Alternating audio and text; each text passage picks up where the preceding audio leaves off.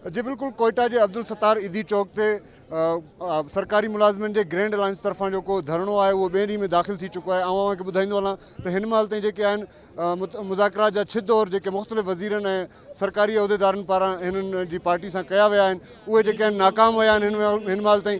जेके हिते वेठल माण्हू आहिनि या जेके ही तंज़ीमूं आहिनि उन्हनि जो मुतालबो आहे त असांखे जेको हिकिड़ो ई मुतालबो आहे त 25% जेके असांजी तनख़्वाहुनि में वाध आहे उहा कई वञे ऐं जेके बि मुलाज़िमीन हिन टाइम मुश्किलात खे मुंहुं ॾेई रहिया आहिनि उन्हनि जी मुश्किलातुनि में जेको आहे कमी आंदी वञे। हिन टाइम असां सां गॾु गवर्नमेंट टीचर्स एसोसिएशन बलोचिस्तान जा मरकज़ी वाइस चेयरमैन मरकज़ी चेयरमैन शान रिन साहब असां सां गॾु आहिनि। अचो त असीं उन्हनि खां पुछूं था त उन्हनि जा छा मुतालबात आहिनि ऐं उन्हनि जो अॻिते जो छा लाइ अमल हूंदो। सर, तव्हां छा चवणु चाहियो था? हिन महिल ताईं तव्हां सां छा मुज़ाकरात थिया आहिनि ऐं अॻिते तव्हांजो छा लाइ अमल हूंदो? बिस्मिल्लाह रहमान रहीम। सभिनि खां वधीक त मां तव्हांजो चैनल जो शुक्रिया अदा कंदुमि कि तव्हां असांखे इन मौसम में इन हालात में असांखे कवरेज ॾींदा पिया आहियो। तव्हांजी वॾी वॾी महिरबानी। ॿियो इहो आहे कि तव्हांजे न्यूज़ चैनल जे हवाले सां तव्हांजे इल्म में आहे कि असां 6 अक्टूबर 2020 के और 10 फरवरी 2021 के असां धरनो ॾिनासीं इस्लामाबाद में।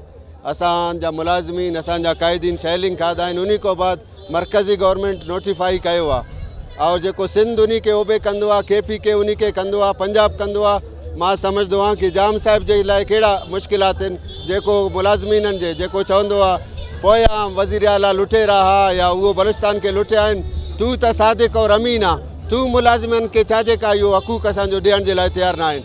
और असांजो इनशाअल्लाह इरादो आहे, इनशाअल्लाह पको यकीन आहे कि नोटिफिकेशन वठी करे पोइ इनशाअल्लाह हितां उथंदासीं। जी अवां जेको वीचार ॿुधा शान रिन साहब जा उन्हनि जो चवणु आहे त असीं जेके इस्लामाबाद में वञी करे शेलिंग पुलिस जूं लठियूं खाई करे बि असीं पोइ हिते न हटियासीं ऐं पंहिंजा मुतालबा जेके आहिनि उहे मञाया आयासीं। ऐं हाणे असां जेकॾहिं हिते वेठा आहियूं त जेकॾहिं असांखे 1 हफ़्तो गुज़री वञे, 1 महीनो गुज़री वञे या 1 साल गुज़री वञे तॾहिं बि असां पंहिंजा मुतालबात मञाइण खां सवाइ हितां कोन उथंदासीं। जी हिते रख, हिते रख।